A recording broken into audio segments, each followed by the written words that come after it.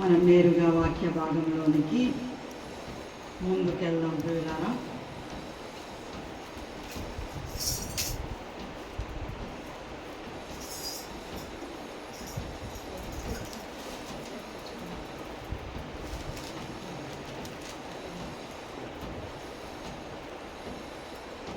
అపోస్తలుడైన పౌలు రోమీయులకు రాసిన పత్రిక 8వ అధ్యాయము 23వ వచనం చదువుకున్నాం. 8వ అధ్యాయము 22, 23 వచనాలు చదువుకున్నాం. సృష్టి యావత్తు ఇది వరకు ఏకగ్రీవముగా మూలుగొచ్చు ప్రసవ వేదన పడుచున్నదని ఎరుగుదుము. అంతేకాదు ఆత్మ యొక్క ప్రథమ ఫలముల నొందిన మనము కూడా దత్తపుత్రత్వము కొరకు అనగా మన దేహము యొక్క విమోచనము కొరకు కనిపెట్టుచు మనలో మనము మూలుగొచ్చున్నాము. చిన్న మాట ప్రార్థన చేసుకుందాం. పరిశుద్ధాత్మ దేవుడే మన హృదయాలను తాకున్నట్లు, పరిశుద్ధాత్మ దేవుడే మన జీవితాలతో మరి ఒకసారి మాట్లాడినట్లు మన హృదయాలను ఆయన సన్నిధిలో ప్రతిష్ఠించుకొని కొద్దిసేపు మనం ప్రార్థన చేసుకుందాం. స్తోత్రములు నాయన, పరిశుద్ధుడా, నమ్మదగిన దేవానికి వందనాలు. ఆశ్చర్యమైన నీ ప్రేమకై నీకు స్తోత్రములు చెల్లిస్తున్నాము తండ్రి. మా ఎడల నువ్వు చూపిన నీ శాశ్వతమైన ప్రేమ, నీ శాశ్వతమైన కృపను బట్టి నాయన, ఇదిగో ఈ పునరుత్థాన దినాన మరి ఒకసారి నీ సన్నిధికి వచ్చి అయా నీ సన్నిధిలో ఆరాధించగలుగుతున్నాం, మిమ్మల్ని స్తుతించగలుగుతున్నాము తండ్రి. నీకు వందనాలు. మట్టి దేహస్థులమైన మా నోట మీ స్తుతి కీర్తనను ఉంచిన విధానముకై నీకు వందనాలు నాయన. ఏ యోగ్యత ఏ అర్హత లేని మా జీవితాలను మీరు ప్రేమించి 2024 క్రితము ప్రభువా ఏ రక్తమైతే మీరు కార్చారో ప్రభువా ఆ పరిశుద్ధ రక్తాన్ని బట్టే గొప్ప విమోచన ప్రయోజనాన్ని మా కొరకు చెల్లించి సకల మానవ జాతిని నిరక్షణ సంకల్పంలోనికి నడిపించడానికి పరిశుద్ధాత్మ తండ్రి అయ్యా మా జీవితాలను ప్రతిష్ఠింప చేయటానికి నీవు చేసిన గొప్ప కార్యముకై నీకు వందనాలు చెల్లిస్తున్నాము నాయన. యేసు నీవు నాయన మానవ జాతిగా దిగివచ్చి ప్రభువా మనుష్య రూపిగా నీవు దిగివచ్చి నువ్వు చేసిన శిలువ యజ్ఞాన్ని బట్టే ఇది నాన్న పరిశుద్ధులందరూ కూడుకొని నీ సన్నిధిలో సంతోషించగలుగుతున్నారు నాయన. ఇప్పుడు పునరుత్థాన దినాన అయా మమ్మల్ని ఆశీర్వదించడానికి దిగిరండి. మరి ఒకసారి మా బ్రతుకుల్ని వెలిగింప చేయడానికి దిగిరండి, మా బ్రతుకుల్ని తెప్పరిల్ల చేయడానికి దిగిరండి. నీ పరిశుద్ధాత్మ వశములో మా బ్రతుకులు నుంచుకొని మా పట్ల నీ చిత్తాన్ని నీ సంకల్పాన్ని నెరవేర్చడానికి సమర్థుడుగా మీరు దిగిరమ్మని ప్రార్థిస్తూ ఉన్నాము నాయన. వట్టి వారము మట్టి దేహస్థులము నాయన. ఏ యోగ్యత ఏ అర్హత మాకు లేదు నిజమే, కానీ మా దేవుడి శక్తిమంతుడు గనక, మా దేవుడు ఉన్నవాడు గనక, మా దేవుడు ఉన్నతుడు గనక, మా దేవుడి శక్తికి మించిన కార్యాలు చేయువాడు గనక, అసాధ్యమైన కార్యములు చేసే శక్తివంత పనులను తన యొక్క బిడ్డల ద్వారా జరిగించడానికి సమర్థుడని మేము నమ్ముతూ విశ్వసిస్తున్నాము తండ్రి. ఇంతవరకు మా జీవితాల్లో మీరు జరిగించిన అనేకమైన ఉపకారములను బట్టి నీకు వందనాలు. నీవిచ్చిన క్షేమమును బట్టి నీకు వందనాలు. నీవిచ్చిన ప్రత్యక్షతకై నీకు వందనాలు. నీవిచ్చిన ఆరోగ్యముకై నీకు వందనాలు. నీవిచ్చిన ప్రతి దానిని బట్టి నీకు వందనాలు. ఇవ్వని దానిని బట్టి నీకు స్తోత్రములు చెల్లిస్తున్నాము తండ్రి. మా కొరకు అలనాడు సమాధిలో నుండి నాయన లేవమన్నట్లుగా పాపులమైన మమ్మల్ని మీరు ప్రేమించి చీకటిలో ఉన్న మా జీవితాలను ప్రకాశింప చేయటానికి నీ వాక్య ప్రత్యక్షత ద్వారా మమ్మల్ని కన్నదేవా నీకు వందనాలు చెల్లిస్తున్నాము తండ్రి. ఏమని మీ రుణము తీర్చుకోగలము నాయన, ఏమని స్తుతించగలము, ఏమని వర్ణించగలము నాయన. మా ఆరాధ్య దైవము నీవే, మా స్తుతి కీర్తన నీకే తండ్రి. నీకు వందనాలు చెల్లిస్తున్నాము తండ్రి. చదవబడిన లేఖన భాగాన్ని మీరు దీవించి ఆశీర్వదించండి ప్రభువా. అయా చెప్పనయున్న నిదాసురాలు, అల్పురాలు, అయోగ్యురాలు, నిదాసురాలి దోషమంతటిని పరిశుద్ధ రక్తముతో కడిగి పవిత్రపరచి నిదాసురాలిని సిలువ చాటున మరుగు చేసుకొని ప్రభువా నిదాసురాలి నోటని మాట నుంచి పలికించమని ప్రార్థిస్తున్నాం. నీ పరిశుద్ధాత్మ స్వరాన్ని వినిపింపచేయమని ప్రార్థిస్తున్నాం. నీ పరలోకపు వర్తమానాన్ని తెలియపరచమని రివీల్ చేయమని ప్రార్థిస్తున్నాము తండ్రి. నీ లేఖన సారాంశ సత్యమైన మా జీవితాల్లో మా హృదయాల్లో నీ వాక్య అగ్నిని రాయమని ప్రార్థిస్తున్నాము తండ్రి. నీ వాక్యము చేత ఈ దినాన మొదక స్నానము చేసి మమ్మల్ని మరి ఒకసారి పరిశుద్ధత అనే కొండపైకి మమ్మల్ని ఎక్కించమని వేడుకుంటున్నాము తండ్రి. అయ్యా నాయన, మొదట నాతో మీరు మాట్లాడండి, తర్వాత అందరితో మీరు మాట్లాడి ఆయా ప్రతి ఒక్క ఆత్మీయ జీవితాన్ని మీరు ఉత్తేజపరచి బలపరచమని, ప్రతి ఒక్క ఆత్మీయ జీవితంలో నీ కడవరి వర్షము చేత నింపి సహాయము చేయమని వేడుకుంటూ ముందున్న వాక్య భాగాన్ని మీకు సమర్పిస్తూ, వాక్యానికి వ్యతిరేకంగా పనిచేస్తున్న సకల అంధకార చీకటి శక్తుల సమూహాలను, సైన్యాలను నీవిచ్చిన అధికారము చొప్పున నజరేయుడైన యేసు నామముల ప్రాంగణం నుండి బయటికి వెళ్ళి పొమ్మని ఆజ్ఞాపిస్తూ, సమస్త మహిమ ఘనత ప్రభావాలు మీరే పొందుకొనమని యేసు పరిశుద్ధ నామములో అడిగి వేడుకుంటున్నాం పరమ తండ్రి, ఆమేన్. చదివిన లేఖన భాగములో ప్రియులారా, సృష్టి యావత్తు ఇది వరకు ఏకగ్రీవముగా మూల్గుచు ప్రసవ వేదన పడుచున్నదని ఎరుగుదుము. అంతేకాదు, ఆత్మ యొక్క ప్రథమ ఫలముల నొందిన మనము కూడా దత్తపుత్రత్వము కొరకు, అనగా మన దేహము యొక్క విమోచనము కొరకు కనిపెట్టుచు మనలో మనము మూల్గుచున్నాము. ఈ నిరీక్షణ కలిగిన వారమై మనము రక్షింపబడుదుము. మన జీవితాల్లో రక్షింపబడటానికి, దేవుడి యొక్క గొప్ప రక్షణను పొందుకున్న మనము ప్రతిరోజు కూడా ఏమవుతున్నాము? రక్షింపబడుచూ ఉన్నాము.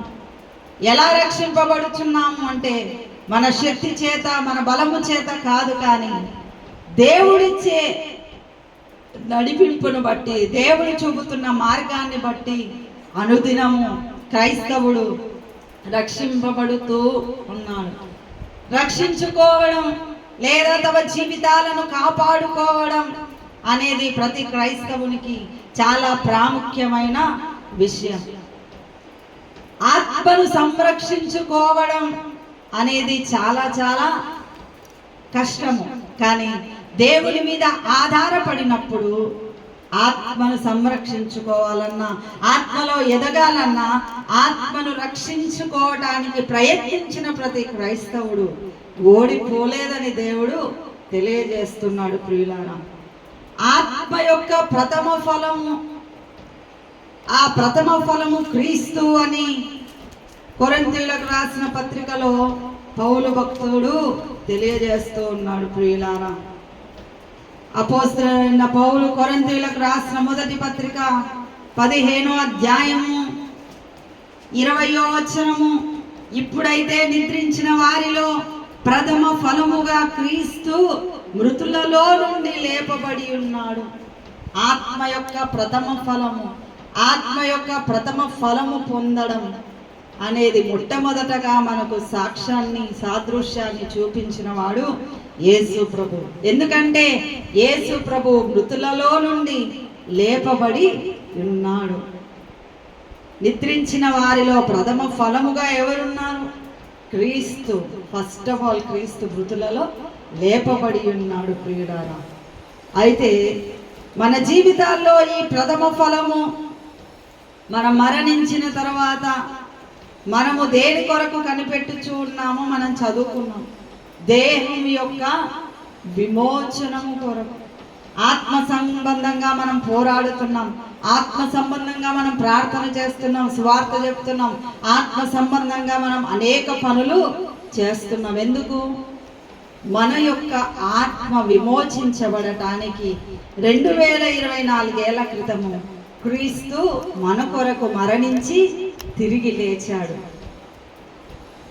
మన ఆత్మ రక్షించబడాలని అనాది ప్రణాళిక సంకల్పములో మొట్టమొదటగా దేవుడు నిర్ణయించాడు.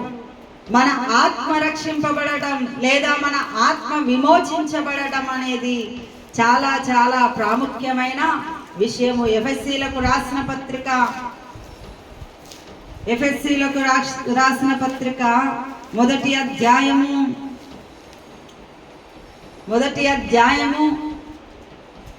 6వ వచనము చివరి భాగం మనం చదువుకుందాం. మనము తన ఎదుట పరిశుద్ధులమును నిర్దోషులమునై ఉండవలనని జగత్తు పునాది వేయబడక మునుపే ప్రేమ చేత ఆయన క్రీస్తులో మనల్ని ఏర్పరచుకొనెను. జగత్తు పునాది వేయబడక మునుపే దేవుడు క్రీస్తులో మనల్ని ఏం చేశాడు?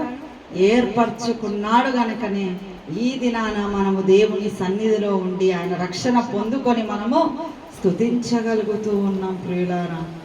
అందుకే ఆయన నామానికి మహిమ కలగ చేయాలని ఆత్మ చేత మనం ముద్రించబడ్డామని కూడా పౌలు భక్తుడు తెలియజేస్తూ ఉన్నాడు. ఈ ఆత్మను రక్షించటం అనేది యేసు ప్రభువు సకల మానవ జాతి కొరకు ఈ ఆత్మ నరకాగ్ని గుండానికి వెళ్ళకుండా కాపాడటానికి, రక్షించటానికి 2024 క్రితము నీ కొరకు నా కొరకు యేసయ్య ప్రత్యక్షమయ్యాడు. ప్రత్యక్షమైన యేసును అంగీకరించి, యేసును స్వీకరించి తమ హృదయాల్లో ప్రతిష్ఠించుకొని తమ సొంత రక్షకుడిగా అంగీకరించిన ప్రతి ఒక్కరి ఆత్మ ఏమైందండి? విమోచనము కలిగింది. దేని నుండి విమోచనము కలిగింది? పాపము నుండి, పాప శాపముల నుండి. మొదట ఆదాము నుండి ఏ పాపము నీకు సంక్రమించిందో ఆ పాపమంతటిని కడిగి వేయటానికి పరిశుద్ధుడు యేసు మాత్రమే. మొట్టమొదటగా ఆత్మ విమోచింపబడటం అనేది భక్తునికి చాలా చాలా ప్రాముఖ్యమైన విషయం. అదే రోమీయులకు రాసిన పత్రిక 5వ అధ్యాయము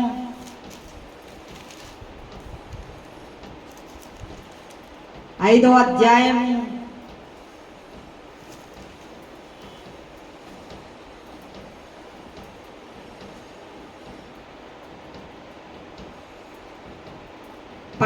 వచనం, ఇట్లుండగా ఒక మనుష్యుని ద్వారా పాపము ద్వారా మరణమును లోకములో ఏలాగు ప్రవేశించెను, అలాగుననే మనుష్యులందరూ పాపము చేసినందున మరణమందరికీ సంప్రాప్తమాయను.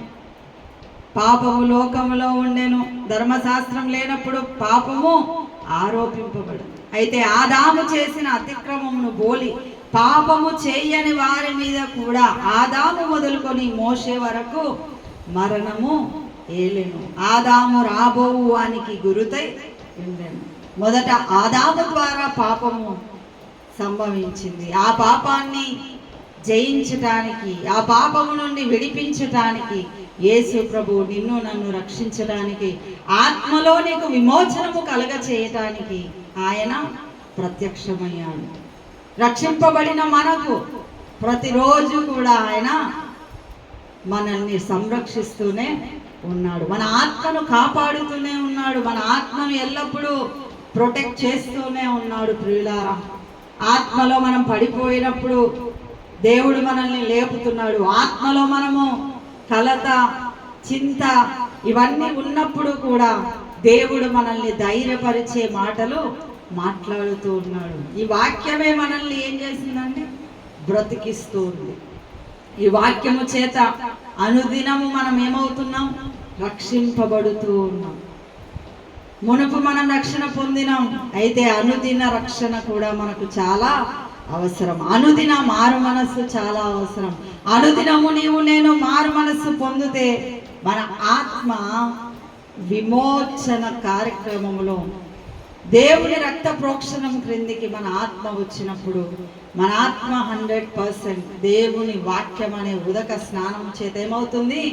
కడుగబడుతుంది. విమోచింపబడిన తర్వాత ఆత్మలో పరిశుద్ధత నీకు కలుగుతుంది. ఆ పరిశుద్ధతను బట్టి దేవుడి నీ మీద పరిశుద్ధాత్మ అభిషేకమును కుమ్మరిస్తూ పరిశుద్ధాత్మ ద్వారా నీవేమైపోతావు? రోజు రోజుకి నీలో ఉన్న పాపక్రియలు, నీలో ఉన్న ఆ యొక్క క్రియల్ని విడిచిపెడుతూ దేవునికి ప్రీతికరంగా ఉండటానికి స్టెప్ బై స్టెప్ నీవు అడుగులు వేస్తూనే ఉంటావు. ప్రియులారా, దేవునికి ఇష్టంగా మారాలంటే ఒక్కసారిగా దేవుణ్ణి మనం హృదయంలో ప్రతిష్ఠించుకొని ఒక్కసారిగా ఈరోజు రక్షించు అంటే సరిపోదు.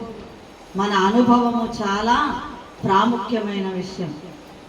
దేవుణ్ణి ప్రతిరోజు మనం కొనియాడుతూ ఉండాలి, ప్రతిరోజు మనం స్తుతిస్తూ ఉండాలి, ప్రతిరోజు దేవుని సన్నిధిలో మనము మొరపెడుతూనే ఉన్నప్పుడు ఒకానొక సమయంలో దేవుడు అబ్రహామును ఆశీర్వదించినట్లుగా నిన్ను ఆశీర్వదిస్తాడు. ఒకానొక సమయంలో యాకోబును దేవుడు ఆశీర్వదించినట్లుగా నిన్ను కూడా దేవుడు ఆశీర్వదించడానికి సిద్ధముగా ఉన్నాడు. అయితే మనకు కావాల్సింది ఏంటండి? ఆత్మ విమోచింపబడటం కావాలి. మన మాటలో, మన క్రియలో, మన పరిశుద్ధతలో, ప్రతి స్టెప్లో మన ఆత్మ విమోచనం చెందుతూనే ఉండాలి. మన ఆత్మను శిలువ రక్తముతో మనం కడుక్కుంటూనే ఉండాలి. యేసు రక్త ప్రోక్షణం క్రిందికి ప్రతిరోజు మనము మన హృదయాన్ని యేసయ్యకి అప్పగించాలి. ఆత్మలో కల్మషం లేనివాడు ధన్యుడు, ఆత్మలో దీనులైన వారు ధన్యులు.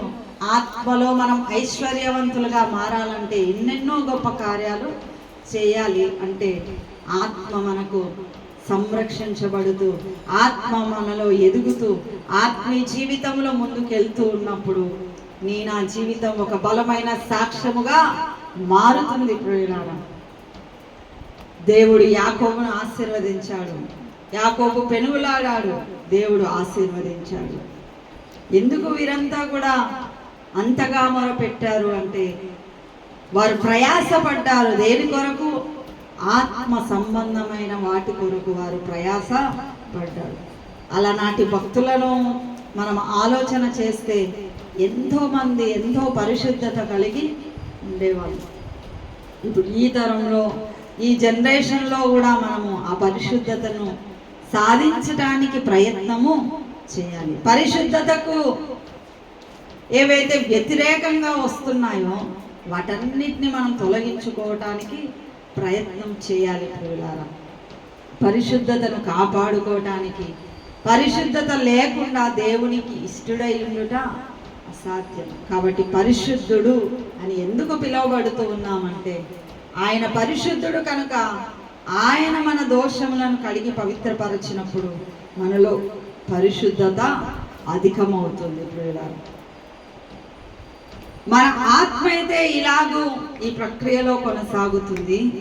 మరి మన యొక్క దేహం యొక్క విమోచనము కొరకు మనము కనిపెట్టుచు అంటున్నాడు పౌలు. దేహం యొక్క విమోచనం అయితే ఇంకా మనకు జరగలేదు. ఎందుకంటే ఆ దేహం యొక్క విమోచనము మనము మరణించిన తర్వాత పునరుత్థాన కార్యక్రమంలో జరుగుతుంది కనుక, అందుకే మనము దేని కొరకు ఎదురు చూస్తున్నాం? దేహం యొక్క విమోచనం కొరకు మనం కనిపెడుతూ ఉన్నాము. దీని కొరకే మనము ఇన్ని రోజులు, ఇన్ని సంవత్సరాలు మనం ప్రార్థనలు చేస్తూ దేవుని సన్నిధిలో ఉంటూ మనం ప్రయత్నిస్తూ ఉన్నాం. ఏదో ఈ భూమి మీద బ్రతికినంత కాలం బ్రతుకుతున్నాం, మిగతా వదిలేద్దాం అనేది మనము విడిచిపెట్టాలి. ఆలోచనలు మనకి రాకూడదు. ఎందుకంటే మన యాత్ర అర్థవంతంగా ఉండటానికి కారణం దేహం యొక్క విమోచనం కొరకే మనము కనిపెడుతూ ఉన్నాం. ఈ లోకములో ఎన్నెన్నో కార్యాలు జరగవచ్చు, ఈ లోకంలో ఎన్నో ఉండొచ్చు, కానీ నువ్వు దేవుని కొరకు ప్రయత్నించే ప్రయాస అయితే వ్యర్థం కాదని దేవుడు తెలియజేస్తూ ఉన్నాడు. నువ్వు ప్రయాసపడిన దానంతటిని ఫలితం దేవుడు ఎప్పుడు ఇవ్వబోతున్నాడు? పునరుత్థానము, రేపు తీర్పు దినాన దేవుడు ఇవ్వబోతూ ఉన్నాడు. పునరుత్థానము ద్వారా నువ్వెంత దేవుని కొరకు భూమి మీద ప్రయాసపడ్డావో ఆ దేవుని యొక్క మహిమను నీవు స్వతంత్రించుకోబోతున్నావు. ఆ దేవుని యొక్క ఉన్నతమైన మహిమలో నీవు ఆశీర్వదించబడాలంటే ఇక్కడ మనము ఇవన్నీ కూడా నిర్లక్ష్యం చేయాలని దేవుడు తెలియజేస్తున్నాడు. ఏది నిర్లక్ష్యం చేయాలి? ఈ లోక శ్రమలు, ఈ లోక కష్టాలు, మనుషులందరికీ కలుగు కష్టాలు అందరికీ సామాన్యంగా ఉంటాయి, కానీ క్రైస్తవులకు వేరే శ్రమలు. ఆయన సిలువను మోసుకొని మనం ముద్దాడుతూ ముందుకు వెళ్ళిపోతూ ఉండాలి. దేవుడు మేలు చేసినా కీడు చేసినా మనం దేవుని స్తుతిస్తూ ముందుకెళ్ళాలి. రోమీయులకు రాసిన పత్రిక 5వ అధ్యాయము 19వ వచనం, ఏలయనగా ఒక మనుష్యుని అవిధేయత వలన అనేకులు పాపులుగా ఎలాగు చేయబడిరో అలాగే ఒకని విధేయత వలన అనేకులు నీతిమంతులుగా చేయబడుదు. ఆదాము అవిధేయత చూపించాడు, ఆదాము ద్వారా మరణం సంభవించింది. అయితే ఆ మరణము నుండి, ఆ మరణ శాపము నుండి విడిపించడానికి యేసు ప్రభువు విధేయత ఎక్కడ చూపించాడండి? సిలువలో విధేయత చూపించాడు. సిలువలో ఎన్నో కొరడా దెబ్బలు కొట్టినప్పటికీ కూడా యేసు ప్రభు తండ్రి చిత్తాన్ని నెరవేర్చటానికి ఆయన మాటలు పలికాడు. కానీ దేవాని చిత్తమైతే ఈ గిన్నెను నా యుద్ధ నుండి తొలగించుము అన్నాడు. ఎంతో కష్టమైనప్పటికీ కూడా యేసయ్య ఆ సిలువ పాత్రను అలాగే తీసుకున్నాడు.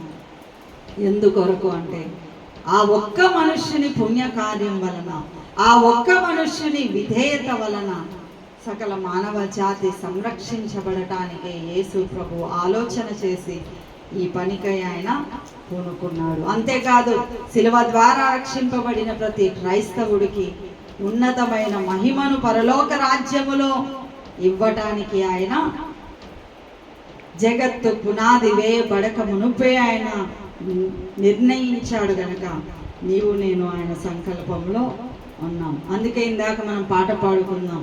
మోక్ష నగరు మా పూటిల్లు, ముఖ్యాదుతల్ మా స్నేహితులు. మోక్ష నగరు మా పూటిల్లు, ముఖ్యాదుతల్ మా స్నేహితులు. సాక్షాత్కారమయ్యున్నప్పుడు, సాక్షాత్కారమయ్యున్నప్పుడు లక్ష్య పెట్టాయ బాధలకు యెహోవా మా తండ్రి కాడా, యేసుడు మాయన్న కాడా, యెహోవా మా తండ్రి కాడా, యేసుడు మాయన్న కాడా. తనువు బలిపెట్టెను మాయన్న, తప్పులు విడగొట్టెను మా తండ్రి. తనువు బలిపెట్టెను మాయన్న, తప్పులు విడగొట్టెను మా తండ్రి. మనసులో సాక్ష్యమిట్లున్నా, మనసులో సాక్ష్యమిట్లున్నా, మనుషులెట్లన్నారు మాకేమి, యెహోవా మా తండ్రి కాడా, యేసుడు మాయన్న కాడా. యెహోవా మా తండ్రి కాడా, యేసుడు మా అన్న కాడా. మా అన్న ఏం చేశాడు? తన యొక్క తనువును బలి పెట్టేశాడు. ఆ బలి ఇచ్చేసిన యేసును అంగీకరించిన మనకు యేసయ్య మనకేమవుతాడు? అన్నీ అవుతాడు. ఒకవైపు దేవుడు, ఒకవైపు తండ్రి అయిన దేవుడి కుమారుడు, ఒకవైపు ఆయన స్నేహితుడు, ఒకవైపు ఆయన అన్న. అన్ని విధాలుగా యేసు ప్రభువు మనకు ఉన్నాడు. ఆ యేసును స్వతంత్రించుకున్న వాళ్ళు, ఆ యేసును తమ హృదయములో ప్రతిష్ఠించుకున్న వాళ్ళు ధన్యులు. యేసయ్య రక్త ప్రోక్షణం క్రిందికి వచ్చి ఎవరైతే తమ హృదయాలను కడుక్కుంటారో, ఎవరైతే తమ హృదయాలను విమోచనములోనికి దేవుడు నడిపిస్తారో అటువంటి భక్తులు ధన్యులని దేవుడు తెలియజేస్తున్నాం. ప్రతి ఆదివారము దేవుడు అందుకొరకే మనల్ని సిద్ధపరచి, ప్రతి ఆదివారం తన వాక్య ఉదక స్నానము చేత మనల్ని కడిగి పవిత్రపరచి మనం ఏం సంపాదించుకుంటున్నాం? ప్రతి ఆదివారం అంటే విమోచనలో అధికత్వాన్ని మనము సంపాదించుకుంటున్నాం. పరిశుద్ధతలో అధికమైన పరిశుద్ధతలోనికి మనము ప్రతి పునరుత్థాన దినాన మనం ముందుకెళ్తూ ఉన్నాం. ప్రియులారా, మనం ప్రతి ఆదివారం వస్తున్నాము, దేవుని సన్నిధిలో ఉంటున్నాము.